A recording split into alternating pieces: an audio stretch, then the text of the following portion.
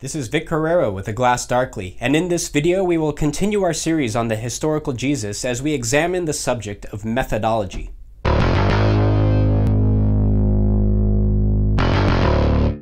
In the last couple of videos, we saw that the New Testament documents in general, and the Gospels in particular, are the primary historical sources for the life and teachings of Jesus of Nazareth, and therefore should be taken seriously as such. It is in these documents where the most important and reliable information is found. And we examined some of the popular objections to the use of the Gospels as historical sources, and we found that these objections are unsuccessful. What then ought to be our methodology by which we seek to establish facts about Jesus? Since I'm not preaching a sermon to a Christian congregation that already accepts the divine inspiration of the Bible, we're going to need a more systematic historical approach, at least if we want to convince those who have not adopted Christian presuppositions. We are doing history, not theology. Well, there are primarily two different but not exclusive methods that historians have employed in approaching the text of the New Testament and the historical Jesus. The first method is to establish its general reliability. To do this, historians will point things out, like the short interval of time that has elapsed between the events and the recording of the events, thereby preventing legendary embellishment from leaking into the biblical testimony. Or how the emphasis on oral tradition and memorization in the first century Jewish world were strongly emphasized and therefore ensured the reliable transmission of traditions between generations. Or that the Gospels were written while eyewitnesses were still alive and open for interrogation. Or that the writers of the Gospels demonstrate knowledge of Semitic names and geographical locations that would be unknowable to those geographically and temporally removed from the events and places they write about. All these facts, it is argued, should strengthen our confidence in the general reliability of the Gospels and give them the benefit of the doubt as to the veracity of their claims. In fact, many historians argue that the general reliability of a historical document ought to be assumed from the outset, and only then should we consider the relevant objections that would undermine that assumption. Now, while there is certainly value in this overall method, it doesn't quite accomplish what we want to do in this project, which is to establish the truth of two propositions specifically: the radical self-understanding of Jesus and his resurrection from the dead. Even if the Gospels are generally reliable, we are still left with a large degree of uncertainty regarding specific sayings and events, especially those that are more contentious than others. We want a bit more compelling argument, something that leaves much less wiggle room. And this brings us to the second method. The second method is to take no position on the general historical reliability of the New Testament, but rather focus on particular texts within the Gospels. Each claim is tested against what is called the Criterion of Authenticity to determine its plausibility. So with this method, we are leaving open the question of the general reliability and narrowing our focus to specific claims. And since my goal in the next couple of videos is not to establish the general reliability of the New Testament, but rather to establish the truth of specific claims, I will adopt this second method. So any objections that attempt to undermine the general reliability of the Gospels, some of which we answered in the last video, will do very little to undermine my case.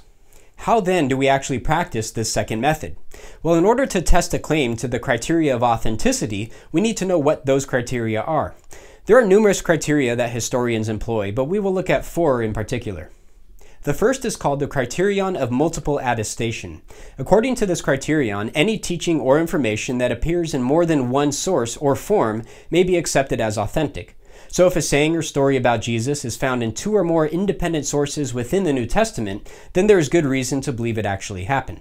We can imagine a courtroom setting where a witness testifies to seeing the defendant departing a McDonald's in a red Chevelle after a crime had taken place.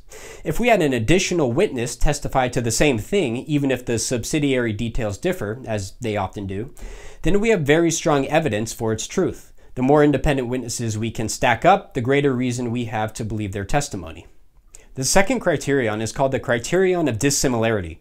This criterion says that when a portrait of Jesus differs from Second Temple Judaism, the Judaism of Jesus' day, and early Christianity, then it's most likely an authentic portrait.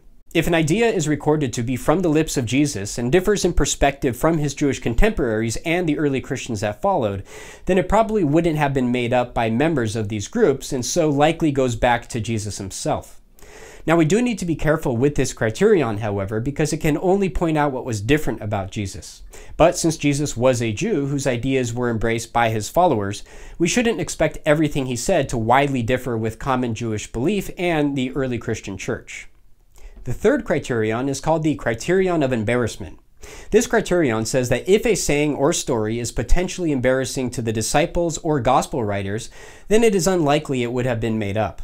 It would be very unusual for someone to invent a story that would run contrary to his cause. A presidential candidate running for office probably wouldn't invent a story where he or one of his colleagues committed some scandalous crime unless he wanted to put an abrupt end to his candidacy. The final criterion is called the Criterion of Coherence. And this criterion basically says that whatever fits well with the material authenticated by one of the other three criteria may also be accepted as authentic. And while there are other criteria, some of which are very useful, those are the four that we will mostly work with in our endeavor to establish the self-identity of Jesus and his resurrection. Now, there are two important points to make in regards to these criteria of authenticity. The first is that an event or saying need not satisfy every one of these four criteria. It is very unusual that historical facts satisfy all four. Such a demand would render the entirety of known history to the unknown. To be considered plausible, it need only satisfy one criteria, but not all. And secondly, the failure to satisfy these criteria do not determine an event to be inauthentic or unhistorical. These criteria are meant to be applied positively, not negatively.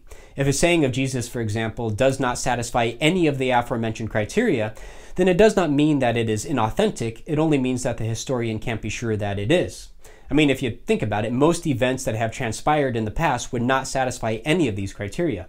In fact, almost every event in your past doesn't satisfy any of these criteria either. It doesn't mean they didn't happen, it just means that the historian can't be sure they did when she is studying your interesting life 1,000 years from now. So with the preliminary groundwork laid out, we are finally ready to investigate the historical Jesus and see if we can establish those two claims: that Jesus self-identified as the unique Son of God and Messiah of Israel, and that Jesus resurrected from the dead after being crucified by Roman executioners. In the next video, we will look at Jesus' messianic self-understanding.